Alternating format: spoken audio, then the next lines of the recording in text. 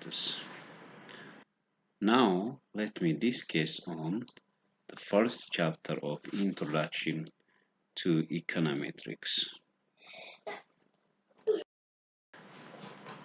The Unit 1 is about Introduction to the subject matter. It has 6 subtopics. The first subtopic is definition of the subject, econometrics. Econometrics is defined literally as economic measurements. That means to measure economy, we use either qualitative measurement or quantitative measurement, whatever it is. When we measure this economy, we use the course econometrics. So this subject is the result of certain outlook on the role of economics, which consists of application of mathematical statistics to economic data to lend empirical support to the models constructed by mathematical economics and to obtain numerical results. Look here.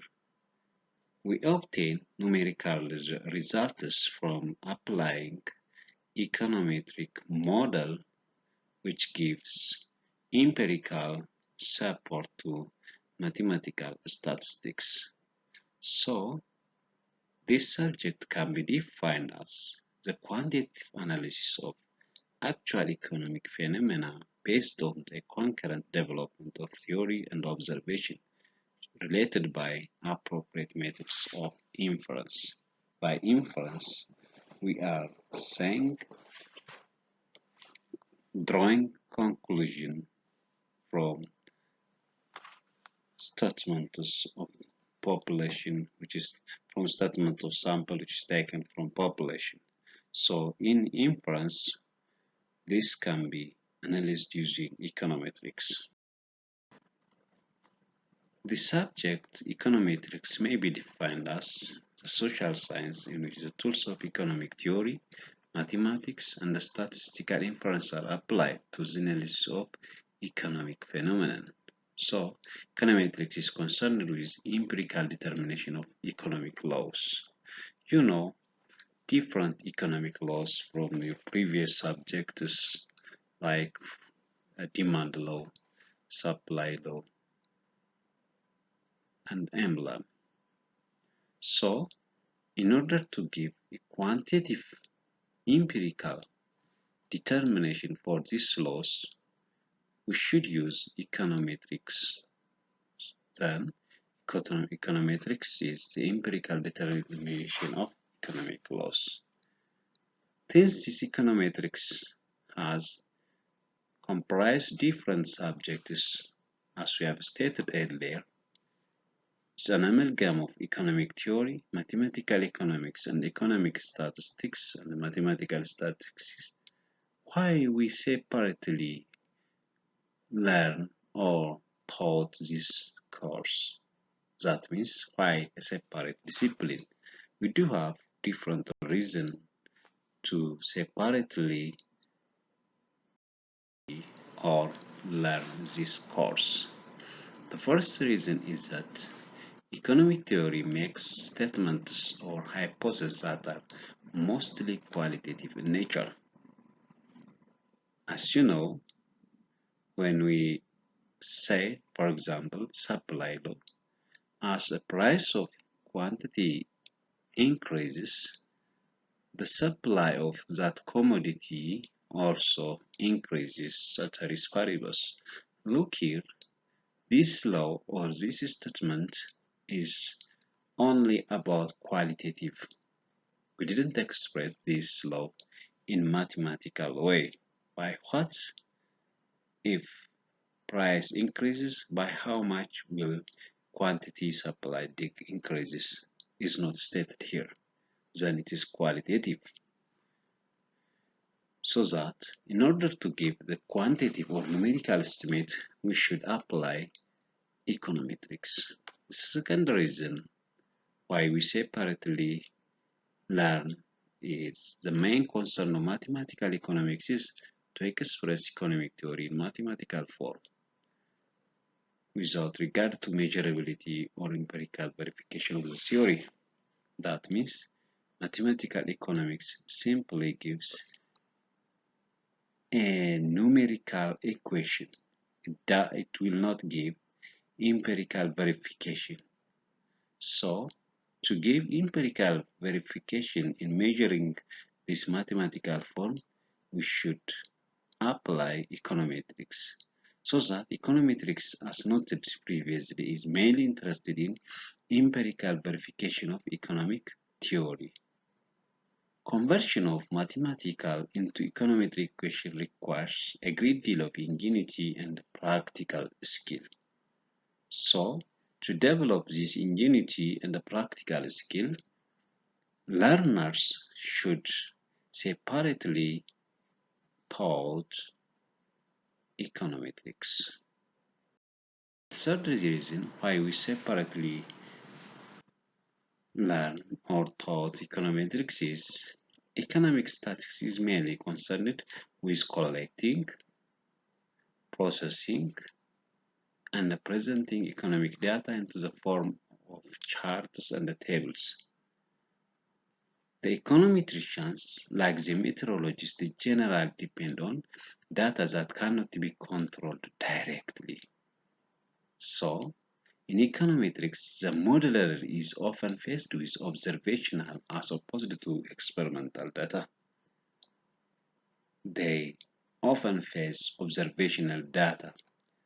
This is how important implication for empirical modeling in econometrics. So, the modeler is required to master very different skills than those needed for analyzing experimental data. In order to master different skills for such analysis, the modeler should or student should learn econometrics separately.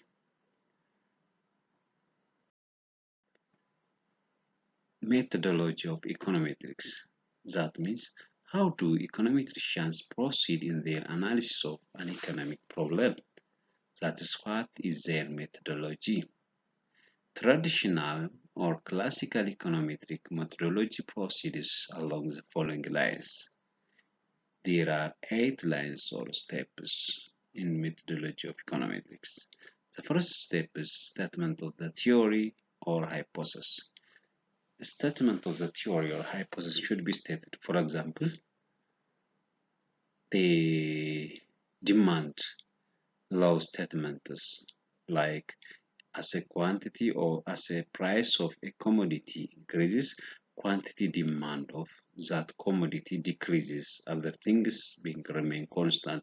This is a statement or hypothesis. So this can be the second step is specification of mathematical model of the theory. In mathematics, we can relate the statement what we have stated earlier as P is equal to or QD is equal to certain constant number plus BP. That means where Q is quantity demand, A is constant, or we call it intercept, plus minus BP. B is the coefficient for price.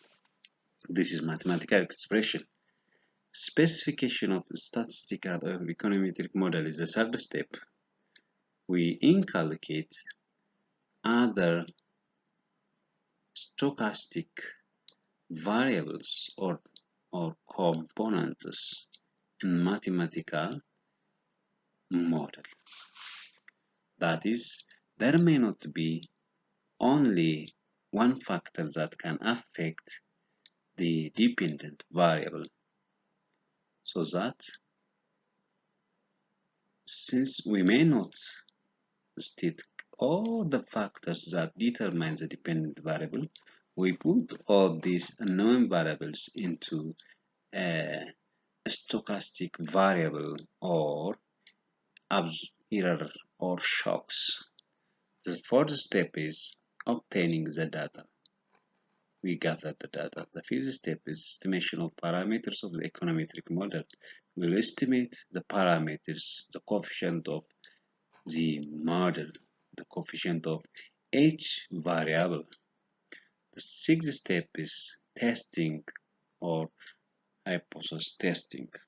That means we either reject or accept the calculated parameter or coefficient of the variables. If we accept these parameters, we proceed to the seventh step, which is forecasting or prediction, using the model for forecasting. The final step is if we are able to forecast or predict based on the calculated parameters, we use the model for control or policy purpose.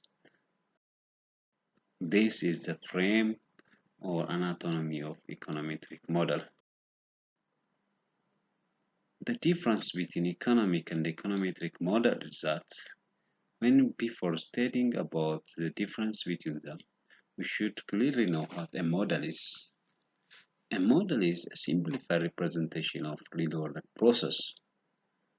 For instance, saying that the quantity or demand of orange depends on the price of oranges, a simplified representation because there are a host of other variables that one can think of that determine the demand for oranges.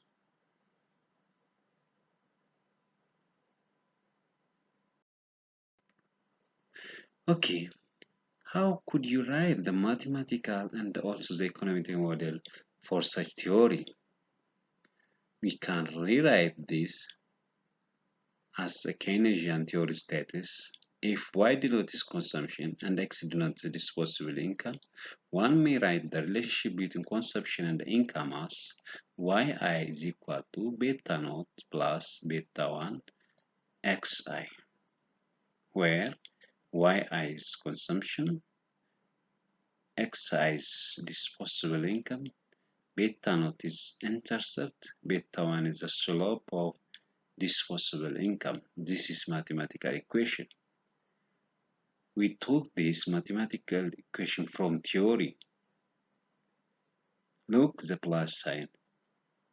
This indicates that as income increases, consumption also increases, but not as much as income.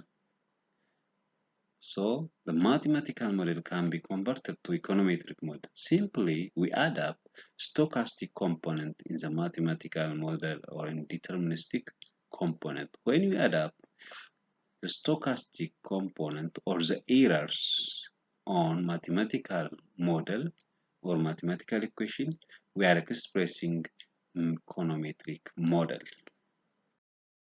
What is the ultimate goal of econometrics? Even though we do have many ultimate goals or aims of econometrics, the basic ones are the three: formulation of econometric model, which is empirical in testable form. This constitutes the specification aspects of econometric work. The second aim is estimation and testing of this model with observed data. This consists of the inference aspect of the econometric work. The third aim is use of this model for prediction and policy purpose.